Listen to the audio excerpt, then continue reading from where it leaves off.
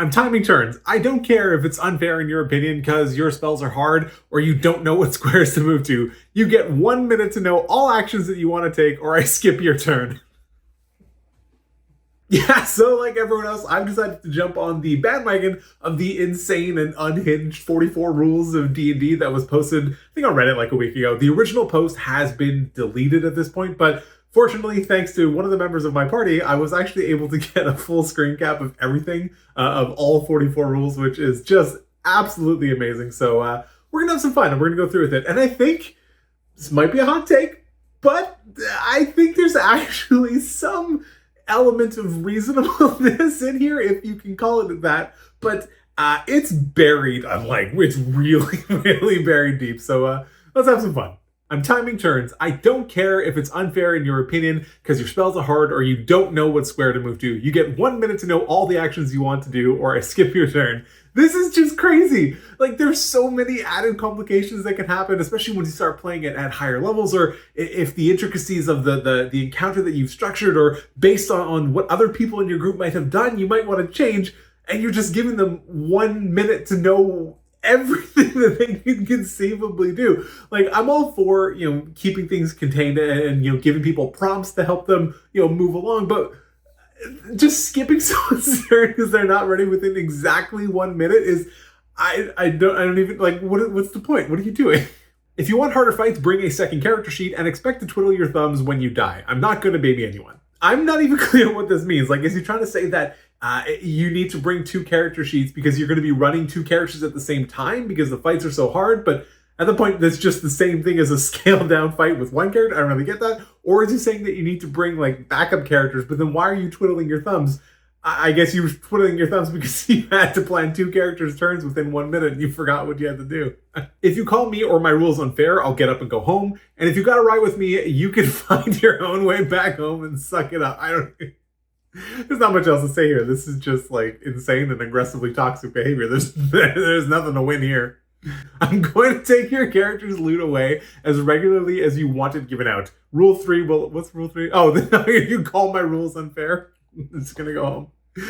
What's even the mechanism for doing this? Is every road in every city just gonna have countless people burgling you? Or is it just gonna, you wake up from your rest and it's gone? Or the magic item just doesn't work anymore or something like that? I don't understand, how this is actually gonna conceivably work. I don't know. If you don't act out any of your persuasion or intimidation or any other social checks, you fail even before you roll. You fail immediately because you aren't even trying and you're making the game lame for everyone else. Yeah, that is what's making the game lame for everyone else. Not you trying to force people into feeling uncomfortable or Usain bolting through their rounds. None of this makes any sense. If you don't pick up cues for side quests, that's not my problem. Get over yourself. It's not a video game. It's a role-playing game and paper-based game with miniatures. I'm not holding your hand if you choose to not pursue shit. Now, this is one of those things where there is a modicum of legitness to this one, where it's I too will just let my party miss things if they do, but I'm it's not shrouded in these insane threats at the same time. If someone misses a cue and don't pick up on something, maybe another NPC will subtly remind them, or maybe that same plot hook will appear later on in the adventure. So it's I get what he's trying to say, and it's not totally unfair, but in the context of the previous 5 rules, it's completely unfair. If you move to a square in combat, there's no takebacks. Why? Just why? You tell every single person what you're doing before you do it. You don't roll dice and then say you're casting Fireball. You tell us all. Okay, so again, this is one of those things where it's it kind of can be annoying to just have people rolling dice constantly and saying telling the DM or another player that they have to make some kind of check or that they're attacking something. I get that. There should be some kind of give and take, especially as a DM. You should be kind of saying what you want to do, and then they can tell you what type of roll to make. That's cool. That's fine. But again, in the context of everything else, it's a bit much. I will give out exhaustion more frequently. If you argue and go home, you can actually fight me over it, or you can DM yourself. This guy is just trying to speed run, not playing D&D. Just take him out of his misery. I don't get what the point of this is. I'll give out exhaustion more frequently, which suggests that maybe his party members were asking for exhaustion more frequently. In that case, sure, I guess. But if you argue, you can go home or actually fight me. Now, like, what are the terms of this fight here? Like, if they win, do they get their way? And if you win, do they just not get a ride home? Every snide comment you make to an NPC will be remembered and paid back in triplicate. You all seem to believe there is little consequence. I mean, okay. Again, actions have consequences. I'm here for that. But like, why does it need to be paid back in triplicate? Why will everything be remembered? Will the one rude thing you said to someone at the beginning of the campaign in level 1 be remembered 15 levels and 3 years later when you're in a completely different part of the world just because you can't get over it? I don't like... what are you winning? What are you getting here? What's the value? What is this adding to your game?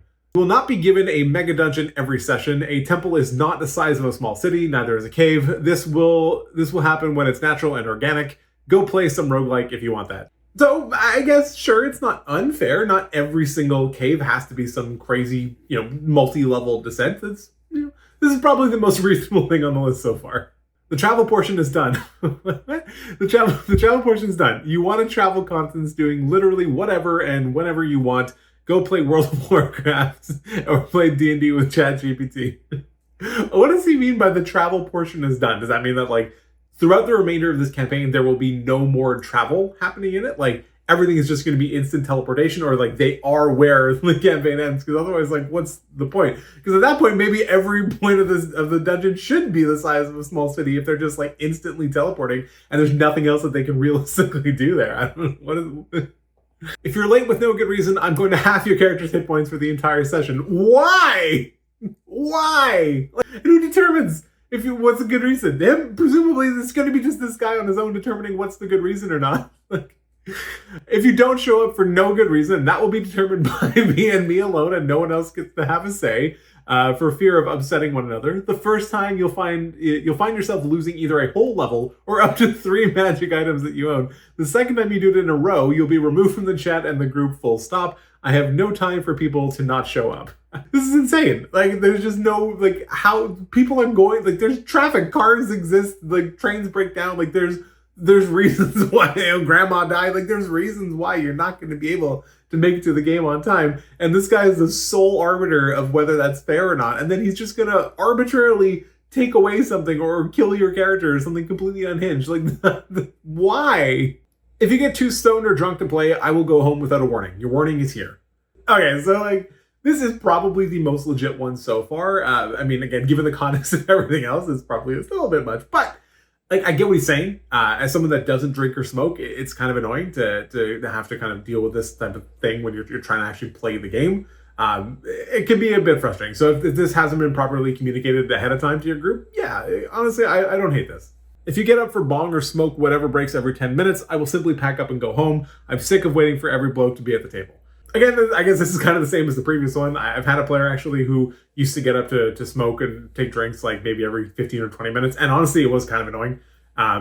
So it's definitely something that you should be communicating here. But like, I mean, you gotta relax a little bit. Guidance, divination spells, owls, and whatever spells I decide are too stupid are banned outright. No more guidance. Like, dude, relax. It's a cantrip. So like, you just get to arbitrarily decide that some portion of some class or character spell list is just null and void without any form of conversation at all. You get one chance at the skill check. If you mess up, your party doesn't get their chance to do the same check. Think careful about who's good at what.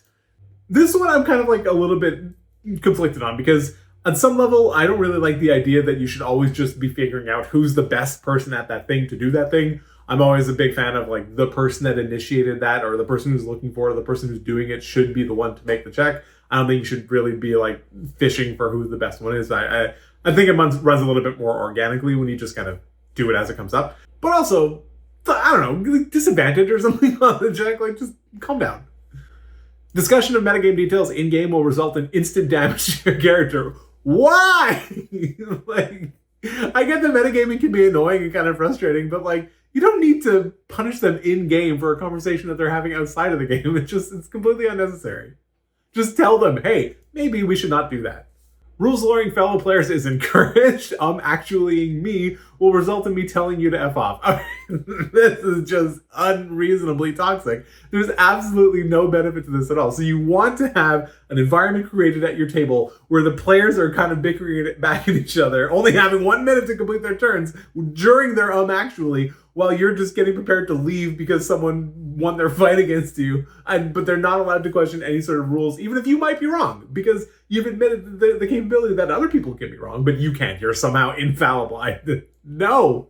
You roll your dice within view of two players who aren't you standard.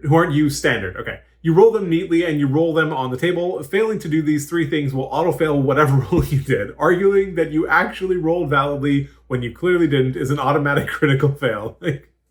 Just let the dudes re-roll their dice. Accidents happen. Dice fall on the floor. I got dice trays. Sometimes you just get a little bit overzealous when you roll and it flips out of it a little bit. Come on.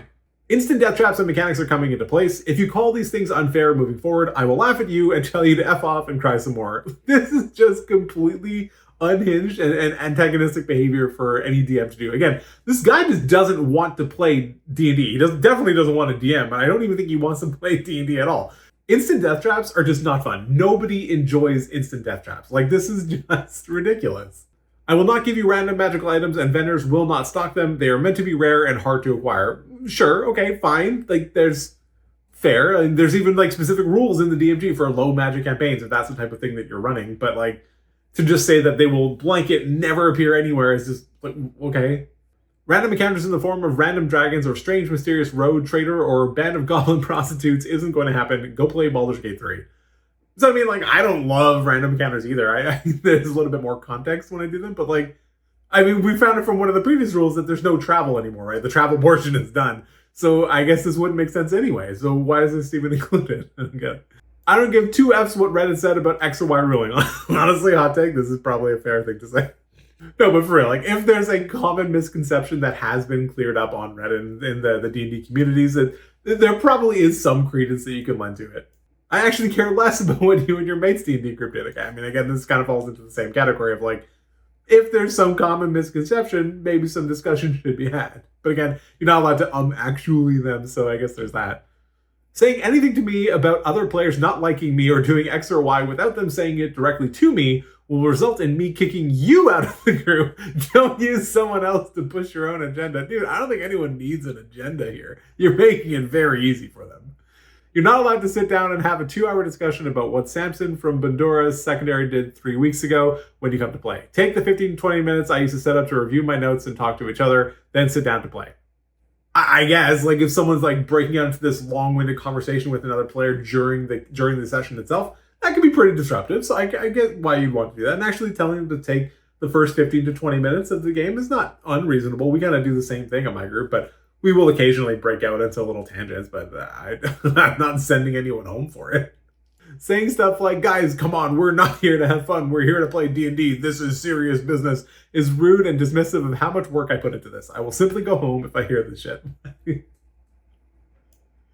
I love this guy's gradient of what rude is. This is too far. It's making a silly sarcastic comment. That's too far. None of the other things though. All that's totally legit.